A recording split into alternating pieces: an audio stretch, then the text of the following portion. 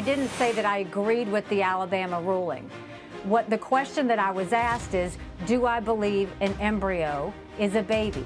I believe that every woman's got the right to make her own health care decision. Imagine if President Biden could be a peacemaker, a statesman, meeting with Egypt, with Jordan, with Saudi Arabia, with Israel, with the Palestinian representatives. Hello, I'm Ed O'Keefe, CBS News in Washington. Welcome to America Decides. There are just 2 days left until Republicans in South Carolina head to the polls for the next GOP primary. And once again, the issue of abortion rights is dominating the discussion.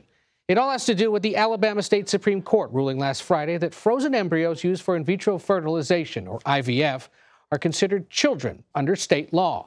It's a ruling that could lead to people theoretically being sued or charged for destroying them. And it's an issue Democrats especially believe can help them turn out supporters this fall. Campaigning today in Michigan, Vice President Harris blamed the ruling squarely on former President Donald Trump.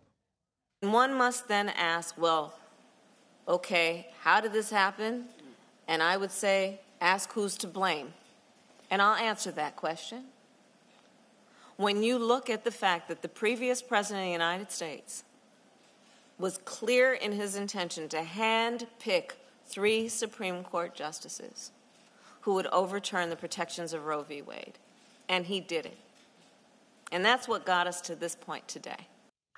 The vice president's comments come as former UN Ambassador Nikki Haley is facing scrutiny for her response to the Alabama court ruling in 2 TV interviews. Take a listen. Embryos to me are babies. So even those created through IVF. I mean, I had artificial insemination. Yeah. That's how I had my son. So when you look at, one thing is to have to save sperm or to save eggs, but when you talk about an embryo, you are talking about, to me, that's a life. I didn't say that I agreed with the Alabama ruling. The question that I was asked is, do I believe an embryo is a baby? I do think that if you look in the definition, an embryo is considered an unborn baby. CBS News political correspondent Caitlin Huey-Burns joins us now, just back from South Carolina, of course, Nikki Haley's home state.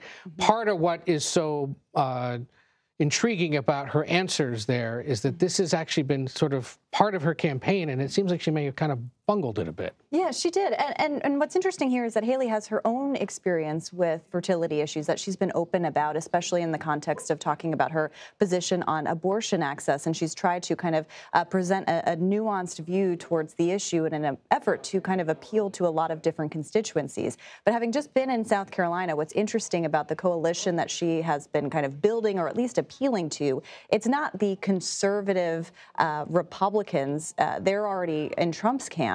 She's trying to kind of piece together a coalition of moderates, independents, and she may not want to admit this, but also Democrats. I've talked to a lot of Democrats at her events who are looking to turn the page from Trump, but also from Joe Biden, concerned about his age and their perceptions of his mental acuity. So this could kind of, as Democrats seize on it, certainly, to try to paint a broader brush here, this could kind of hurt her message.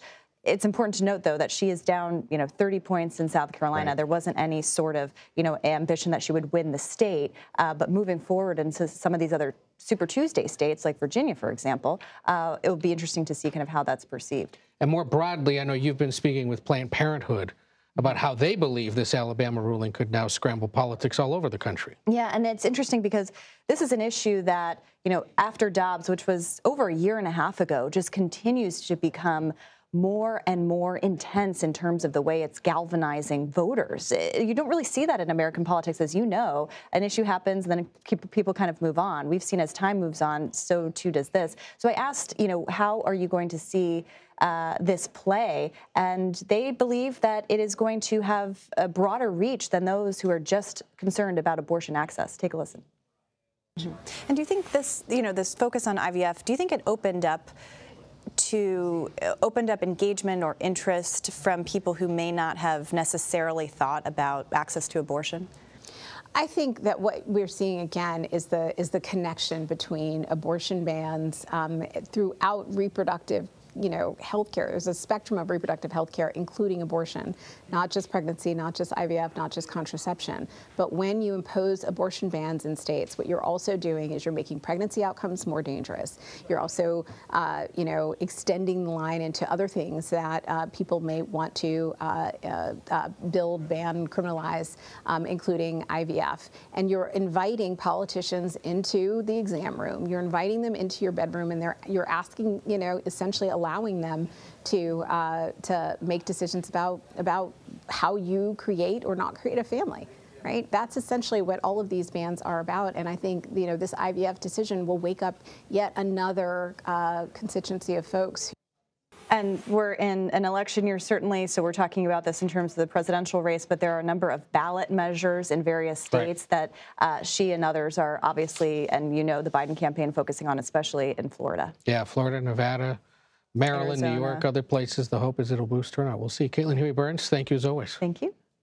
We go now to Robert Costa, who, of course, is CBS News chief election and campaign correspondent and is on the campaign trail for us tonight in Charleston, South Carolina. Bob, part of what I think draws so much intrigue to what Haley had to say about the Alabama court ruling is how other Republicans have talked about this issue in the past, specifically IVF treatment. I want to play for you two examples of that. The former Vice President Mike Pence in a Face the Nation interview, and then the South Carolina Congresswoman Nancy Mace.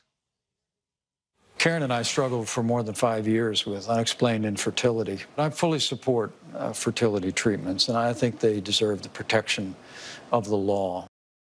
I don't support any effort to take away IVF from any woman in this country, number one. And this is an issue we're going to have to talk about. We've got to talk about abortion. We've got to talk about birth control. We've got to talk about making sure we don't take away women's rights to IVF for women who are childbearing age and want to give birth to children. That is something I'm extremely passionate about. I'll be working very hard to make sure that doesn't happen.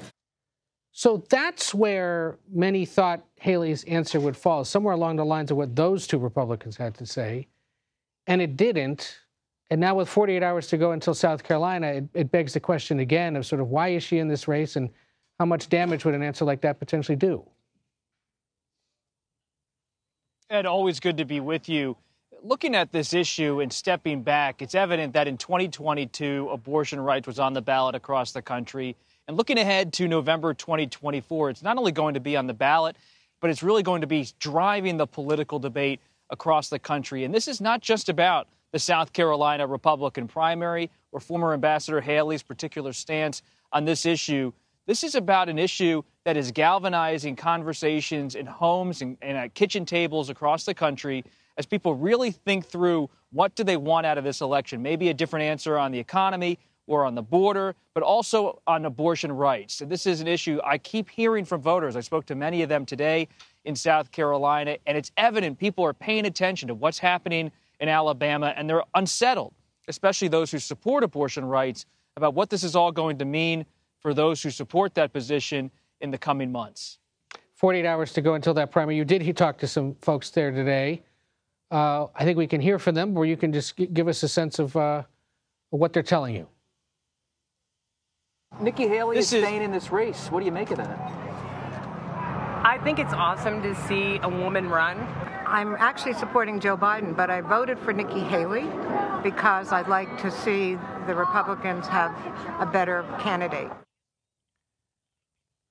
So a Democrat what we're seeing voting, from go ahead, Bob. Go ahead. Well, Ed, what we heard from voters today was that there's an acceptance that former Ambassador Haley has a real tough road ahead of her in the next few days, ahead of Saturday's primary. But there is a push among some of those who are more independent Democrats, some traditional Republicans, for her to stay in this race, even if she loses her home state of South Carolina. And I've heard from some of the top donors in the country, they would like to see her stay in through Super Tuesday in early March, because there's a belief that something could happen to Trump politically or legally. Think about this. Starting March 25th, Trump will have to be in New York City for a 6-week criminal trial over those hush money payments to adult film star Stormy Daniels back in 2016, made by Michael Cohen. And that could be a consuming issue that, if he's convicted, will leave him a felon who's also running for president. And these unsettled dynamics in the race are prompting so many donors and some voters here in South Carolina to say to Haley, to urge her campaign publicly and privately, to stay in it. And as long as the money's there, based on my conversation with Haley allies, there's a sense that she might stay in this not only until Super Tuesday in early March, but until April or May, or even until the convention. All right, Robert Costa, no one needs an excuse to go to Charleston, South Carolina, but a primary in 48 hours is a good reason. Thank you for being with us. We'll talk to you soon. Some Arab American leaders have been open about their displeasure with the president. Next, we take you to Michigan, where the Biden campaign's looking to make some amends. You're streaming America Decides. Welcome back to America Decides. Right after South Carolina, Michigan voters head to the polls in 5 days, and the president's reelection campaign is deploying big names into the state to shore up support. Vice President Harris, as you saw earlier, was there today, as was California Congressman Ro Khanna. His visit comes amid frustrations in the Arab and Muslim American communities in Michigan about the president's handling of the Israel-Hamas war. CBS News campaign reporter Aaron Navarro joins us now from Dearborn, Michigan. Aaron, remind us why Dearborn matters politically ahead of this primary and what some voters are thinking about doing there on Tuesday. That's right. Dearborn is home to a lot of Arab Americans, and Michigan overall has the most Arab American residents in the country.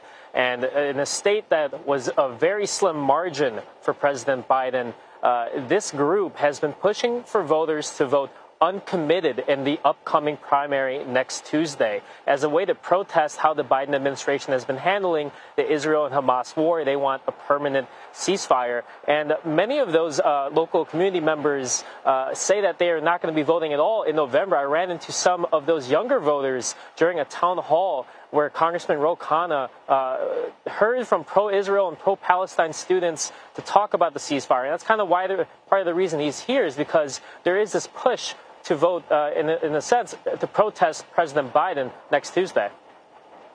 I'm concerned. I mean, I think if we continue down the status quo, we really risk having people be apathetic, having people be angry. But if we make a change in direction, if we bring the war to an end, if we make sure that our commitment to funding Gaza and the redevelopment and UNRWA is there, if we make sure that we actually start a peace process. I mean, imagine if President Biden could be a peacemaker, a statesman, meeting with Egypt, with Jordan, with Saudi Arabia, with Israel, with the Palestinian representatives to say we finally are going to get this situation to move forward with Palestinian state, then I think we can win people back. Now, the congressman was optimistic that President Biden would eventually find his way to supporting a ceasefire more in a full-throated way. He said he's going to be watching the State of the Union address to see how far President Biden has moved on the issue. And he also said that he wants to get at least 100 members of Congress to support a ceasefire, as he thinks that that will send a clear sign to the White House and President Biden's campaign to look at their foreign policy stance. Interesting. We'll be tracking that. Aaron Navarro in Dearborn, Michigan. Thank you. Michigan Democratic Congresswoman Debbie Dingell joins us now from Ann Arbor. Congresswoman, thank you for being with us. I know part of the reason you're campaigning today on behalf of the president is to meet specifically with Arab American voters and others across the state who might be thinking about possibly voting uncommitted in the primary next Tuesday. I'm just curious what specifically you would say to those that might be thinking about doing that because of the president's position on the Israel-Hamas war. You know, and I have a very different attitude than most people do. I've worked more than 30 years to have a state like Michigan, and it doesn't have to be Michigan, but to have a state where the issues that matter in November are going to be part of the early discussion. So what I'm happy about is this is going to be a very critical issue between now and it's for sure going to be one in November. And so instead of having this discussion and looking at these issues and having people understand how people feel and are impacted on October 15th, we're doing it now. Michigan is a purple state. I think it's going to stay purple right up until Election Day. And so I'm happy to see people like you and many others talking about these issues now so they can be addressed and discussed. Does this uncommitted movement run the risk of having too many people stay home in November and the president lose the Wolverine state to Donald Trump or whoever the Republican nominee will be? We have to do a good job. And look, I don't think people are going to be open until they see a ceasefire. To the innocent life of civilians is stopped until we get the hostages home. That is another, we need the hostages to come home. But I think it is going to be incumbent upon people like me and others to also remind people who and what President Trump was when he was in office, that he called my neighbors venom. He said that they were poisoning the blood of our country. He wanted to ban their travel. He didn't want them entering our country. And by the way, I think that President Trump we'd be in far worse situation than we are now if he was president. So we have to have these serious conversations. We have to remind people of, I think President Trump, former President Trump is likely to be the candidate, and we're going to have very honest, frank discussions. I'm prepared to do it. And by the way, it's not just Arab Americans. We have to get in the union halls. We have to talk to young people.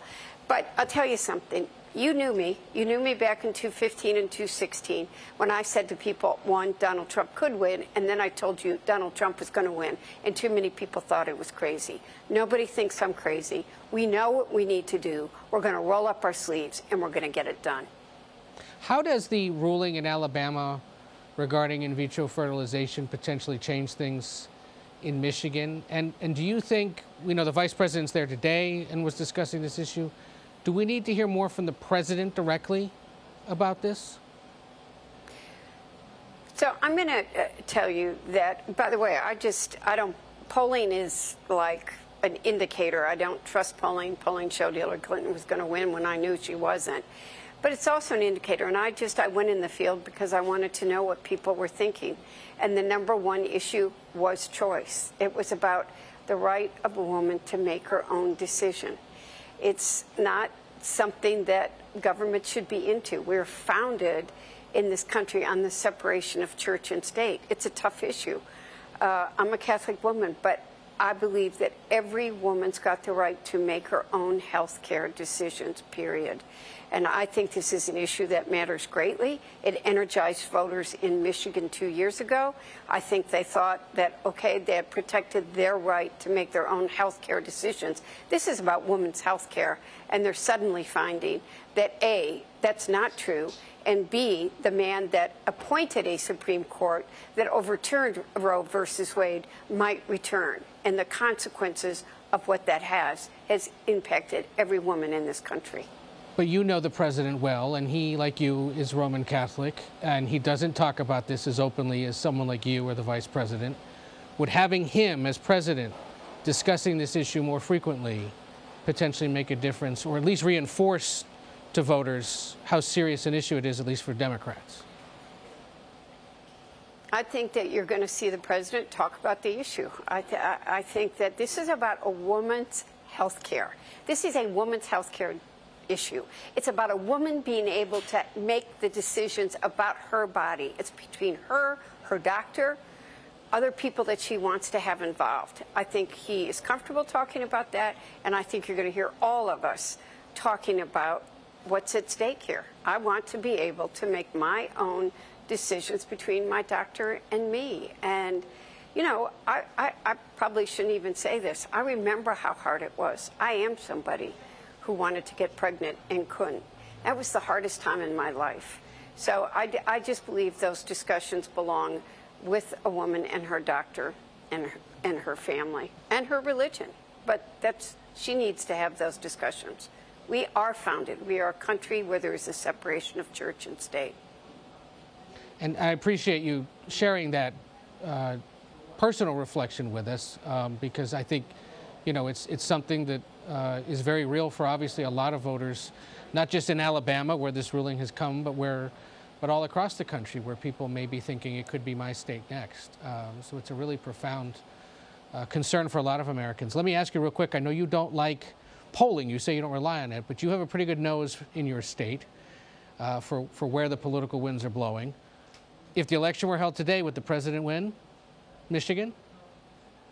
I think we're a purple state, and the election is next November, and we're competitive. There's no question. We are very purple. Voter turnout is going to matter. So that's what I'm going to tell you. We're going to turn out the votes for people who care about their future, who want to make a case between about preserving their democracy or autocracy. I think there are a lot of issues there, and we got to do a good job of making that contrast.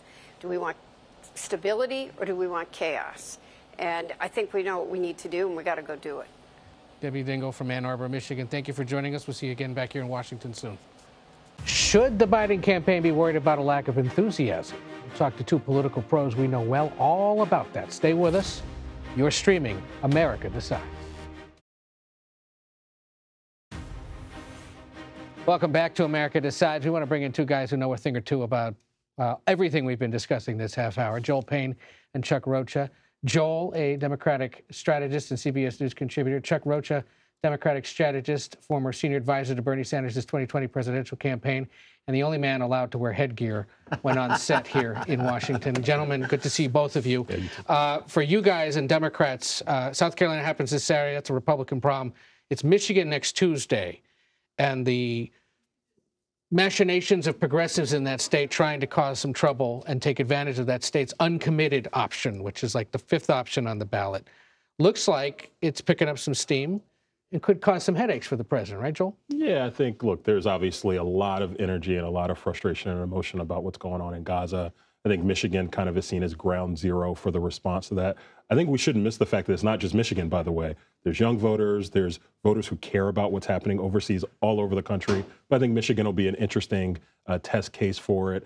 I wonder if the folks there are maybe betting a little bit too much on the fact that there isn't strong support for the president. You just had Congresswoman Debbie Dingell on, and she talked about the strong support in the state for the president. I think he expects to show up pretty strong in that primary. Yeah, I was going to say, is there a threshold, Chuck, at which the White House and his campaign would even start to sweat? Look, I think that they're going to sweat every day from now to the election, right? Like you have a guy that's running that he's done a lot of great things, but polls just continue not to get better for him, right? Even though I think most Democrats think he's done a good job. I've been in Michigan before. I remind everybody the Bernie Sanders-Hillary surprise in 2016. When you have folks who aren't really happy and they've got another place to go and they're not dyed-in-the-wool yellow dog Democrats like me, they can participate, and that's why we're covering this. So anything can happen in Michigan. I would remind everyone of that.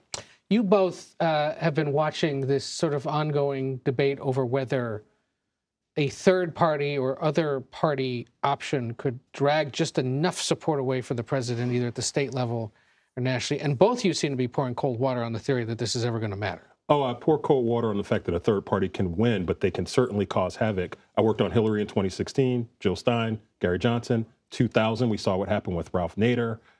You've got No Labels. You've got these other third party entities. I think a good point to bring up is the fact they've got to get ballot access in enough places, which is still TBD. But the fact that the president is going to have to fight from his left flank or his outside flank is probably concerning to the folks in Wilmington. Let's be clear. This only matters in about 6 states: Pennsylvania, Wisconsin, Michigan, Nevada, Arizona, maybe Georgia. Okay, that's where it matters. If they're on the ballot there, North Carolina for sure. Yeah. But if they're on the ballot there, they can siphon off enough votes to where it becomes really problematic in a place where you only won by 10,000 votes, 20,000 votes. If they're not on the ballot, don't talk to me about it.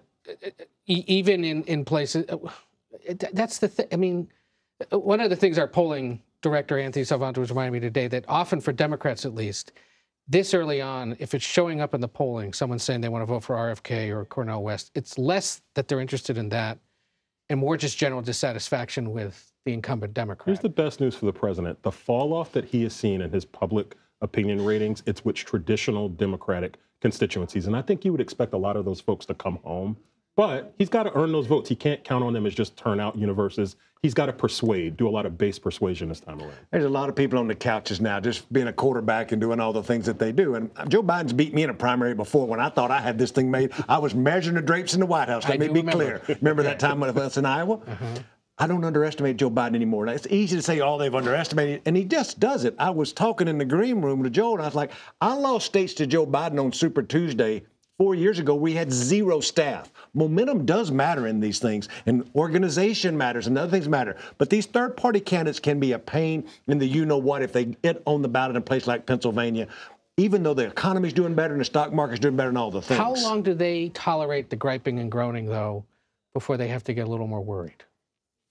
I think that you're going to constantly, because of his age and because it's Donald Trump, see this from now till November. Right. It's like the blocking and tackling that nobody wants to cover is the things that you got to have. You have to have a strong turnout operation in Philadelphia, Milwaukee, and Detroit. And if you lose 5 points of the black vote, you're in trouble. We both talk about Latino votes and how it's a persuadable universe. You got to bring that home in Nevada and Arizona, or this whole thing is over. Yeah, and the last thing I would just say really quickly, the couch, right? You're hearing about Biden versus Trump versus the couch. Making sure people don't stay home, just as important as people not showing up for a third party or for Donald Trump. True that. We've got some time to go, but it's good to check in with both of you, Joel Payne and Chuck Rocha. Thank you very much. And that does it for today. We'll be back with another edition of America Decides Monday at 5 p.m. Eastern. Thank you for streaming CBS News.